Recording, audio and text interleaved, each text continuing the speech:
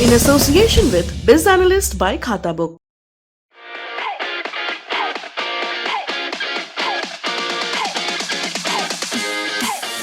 नमस्कार, मैं हूं निखिल और आप देख रहे हैं दी ललन टॉप शो। दुनिया की परवाह किए बिना रूसी राष्ट्रपति व्लादिमीर पुतिन यूक्रेन के दनेस्क और लुहांस्क को लेकर अपने प्लान पर आगे बढ़ते जा रहे हैं। हमारी खास पेशकश दुनियादारी में हम आपको ये सारी बातें तफसील से बता ही रहे हैं।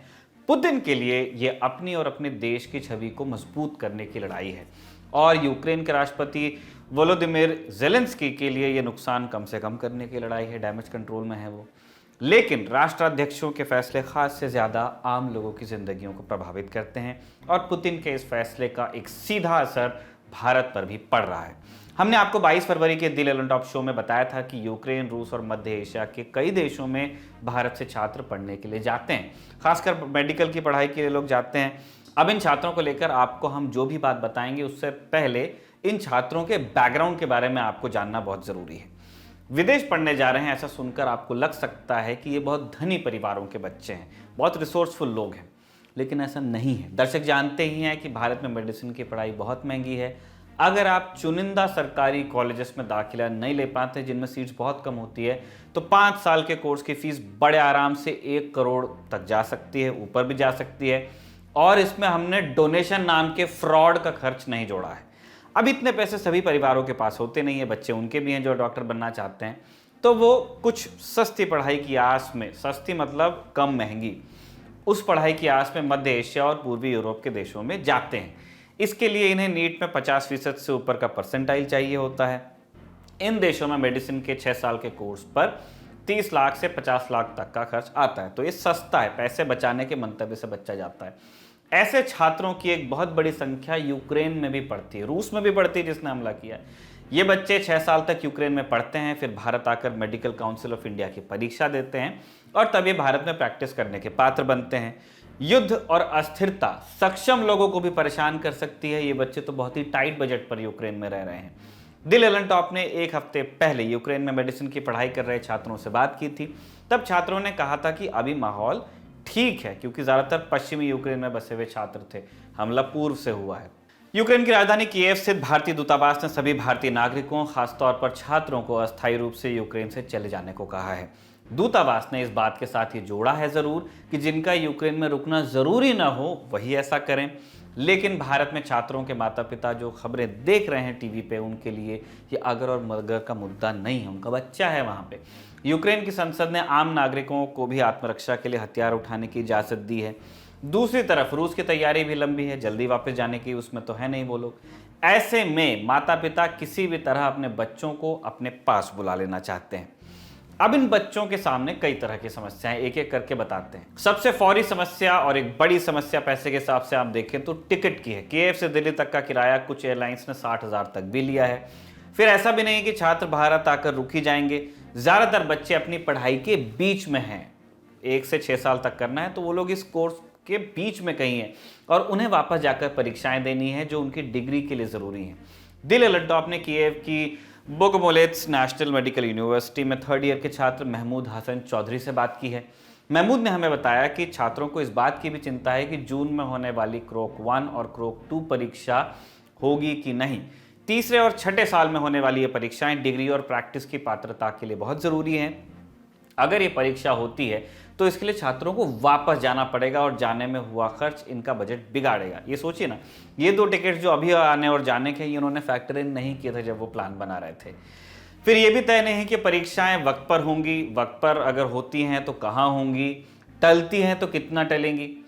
पहले साल के छात्रों की समस्या और जटिल है। इनमें से ज़्यादातर को अभी तक यूक्रेन में टेम्परेरी रेसिडेंस परमिट यानी कि टीआरपी नहीं मिला है, क्योंकि वो कुछ ही वक्त पहले यूक्रेन आए हैं विंटर्स में। अब इन्हें यूक्रेन वापस अगर जाना पड़ा, जो कि ऑब्वियसली जाना पड़ेगा, पढ़ना है और 5 साल, तो इन्हें टूरिस्ट वीज़ा की ज़रूरत पड़ सकती है। अगर कोई नया नियम नहीं बनता है तो उसकी बात कर रहे हैं हम। अब इस टूरिस्ट वीज़ा के लिए इन छात्रों को 10,000 रुपये एक्स्ट्रा देने पड़ेंगे और साथ में कागजात, और जो भाग दौड़ होगी वो अलग से है। जो छात्र वापस आ रहे हैं उनके सामने एक समस्या सामान की भी है। बड़ी ह्यूमन नेचर वाली बात है, इसको आप हल्के में मत लीजिए, लोगों के साथ ये प्रॉब्लम्स आती हैं।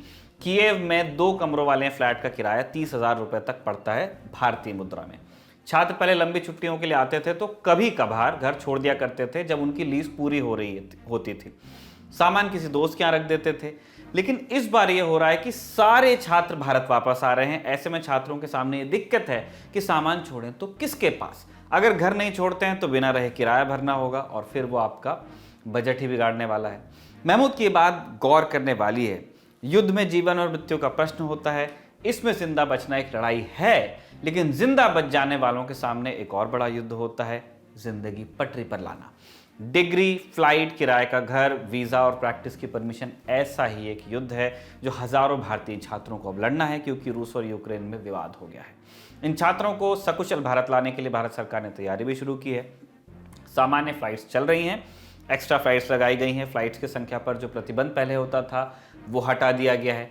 कीव से गौरव सावंत ने अपनी रिपोर्ट में लिखा है कि भारत सरकार ने एक एयर ब्रिज बनाने की तैयारी की है। चर्चा चल रही है कि अगर कोई अनहोनी घटती है, तुरंत लोगों को इवैक्यूएट करना पड़ा, तो भारत अपने नागरिकों को पास के किसी तटस्थ देश में हवाई रास्ते से ले जाएगा जो लड़ नहीं रहे होंगे। रूस और यूक्रेन से इतर कोई पास का देश हो सकता है। वहां से फिर उनके भारत आने का इंतजाम आराम से कर लिया जाएगा। हम उम्मीद करते हैं कि रूस और यूक्रेन जल्द से जल्द इस समस्या का समाधान निकाल लें, जो भी चाहते हैं। जहां भी बात आकर रुक सकती है, ताकि भारतीय छात्र और यूक्रेन के आम नागरिकों को इस तरह से पिसना ना पड़े। यूक्रेन से अब चलते हैं भारत, और भारत में अब हमें जाना है मुंबई। मुंबई में आज प्रवर्तन निदेशालय यानी कि ईडी ने उद्धव ठाकरे की महाविकास आघाड़ी सरकार में अल्पसंख्यक, कौशल विकास और उद्यमिता विभाग के कैबिनेट मंत्री नवाब मलिक को गिरफ्तार कर लिया।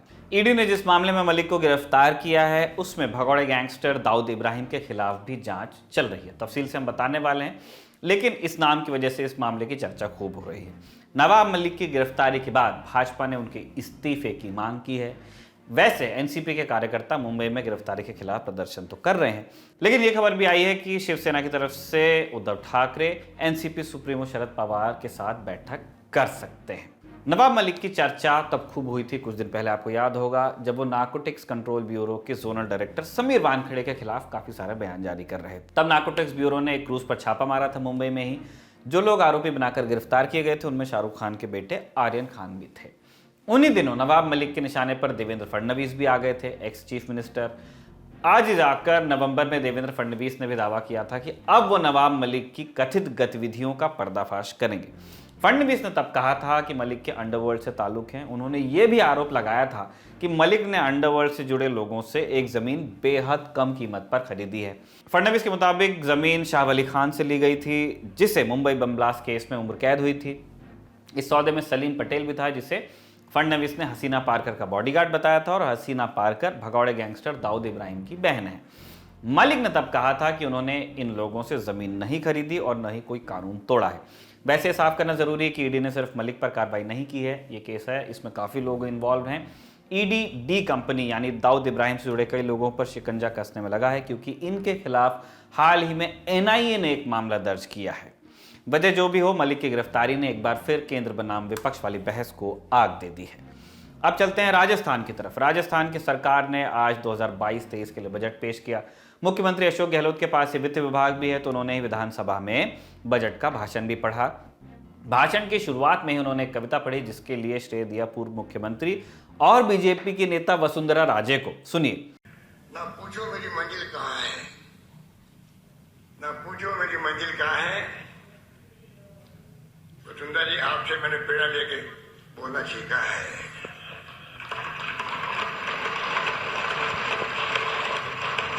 मैं कभी बोलता नहीं था ऐसी बातें, इनसे प्रेरणा ली जब भी बोला करती थी, तब मैंने सीखा है। ना पूछो मेरी मंजिल कहाँ है, अभी तो सफर का इरादा किया है।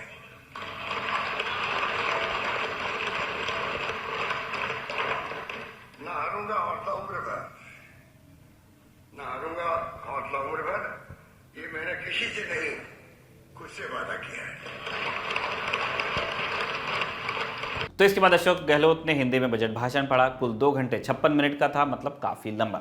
गहलोत का अब तक का सबसे लंबा बजट भाषण है। आपको याद होगा, इस बार मोदी सरकार का बजट भाषण वित्त मंत्री निर्मला सीतारमण ने 1.5 घंटे में पढ़ दिया था।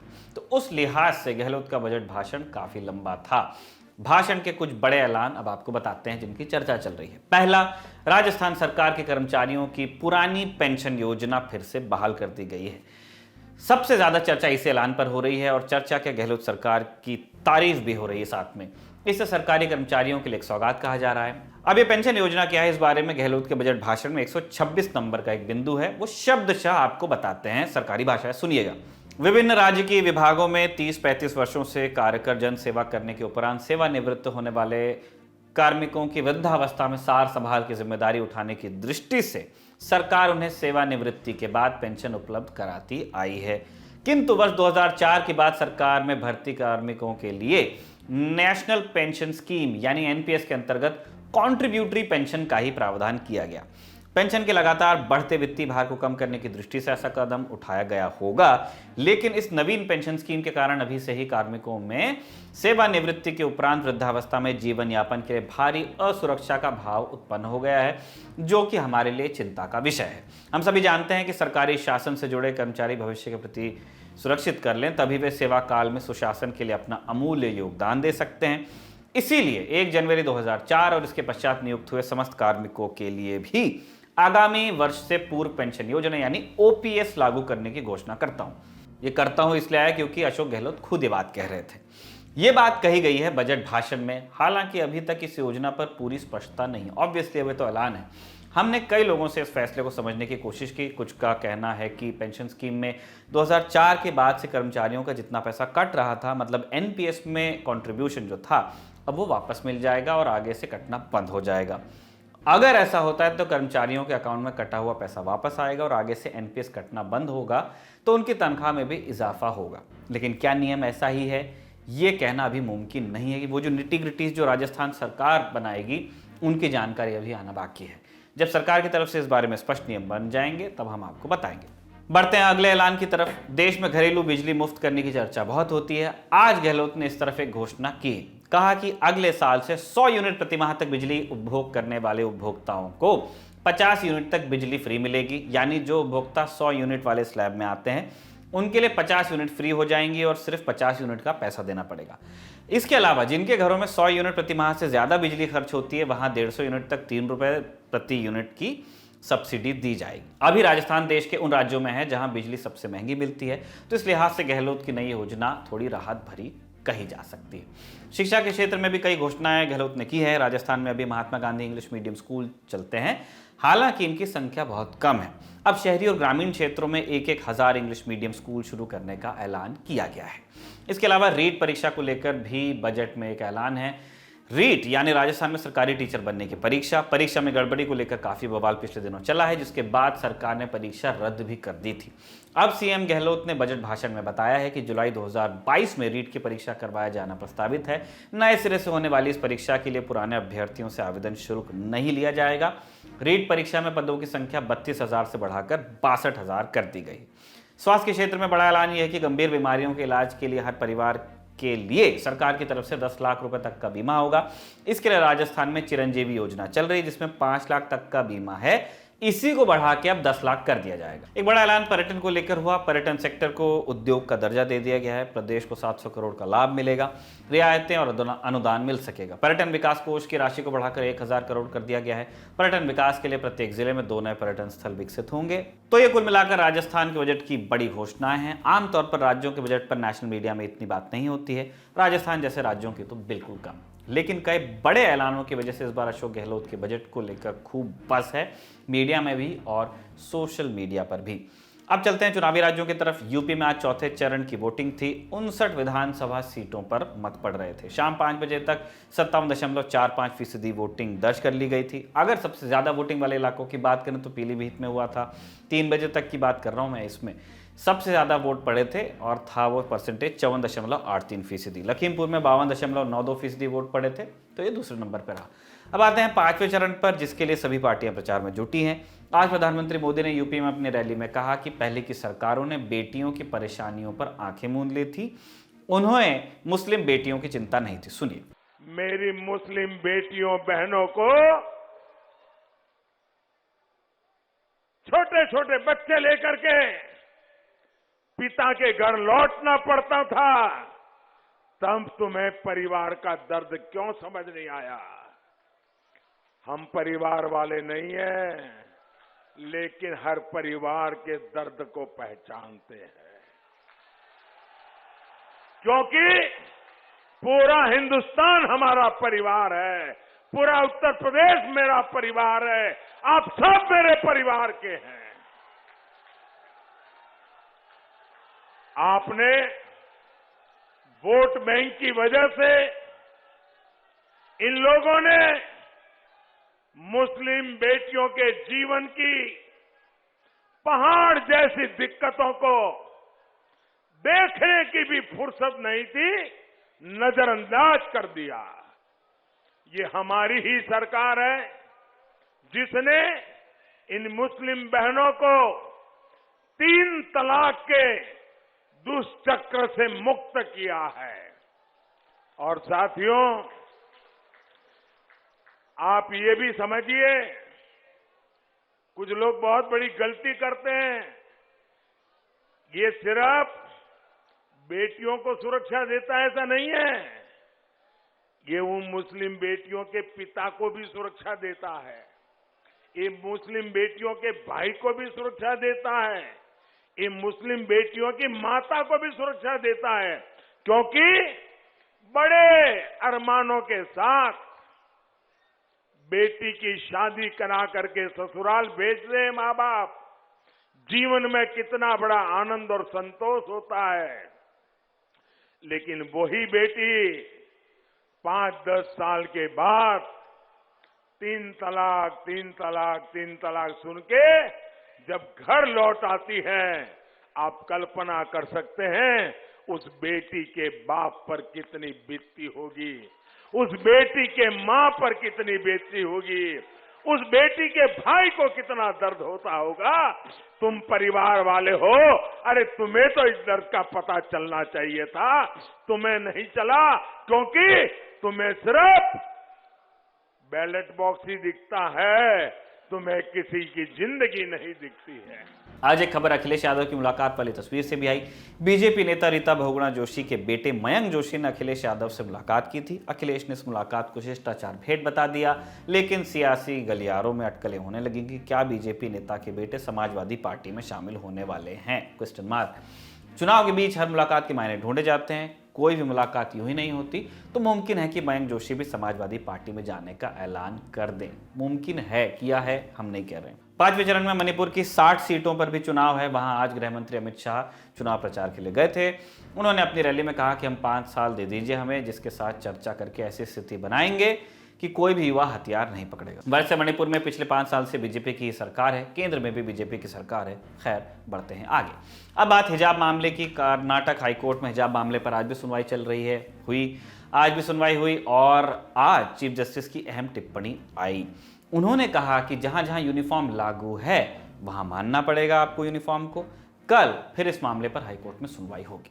अब आखिर में कू की राय आपको बताते हैं। आज हमने कू पर लोगों से पूछा था कि क्या आवारा पशुओं का मुद्दा भाजपा को नुकसान पहुंचा सकता है। हाँ कहा 52% लोगों ने, ना कहा 48% लोगों ने।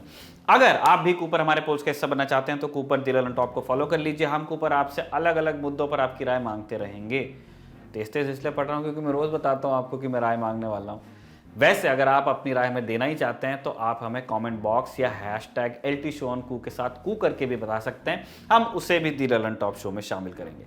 अब आपसे मुलाकात होगी दी ललन टॉप शो के अगले एपिसोड में। तब तक के लिए हमें दीजिए इजाजत और राधे भाई को दीजिए एडिट के लिए टाइम। तब तक के लिए है नमस्कार, कल मिलते हैं। देखते रहिए दी ललन टॉप।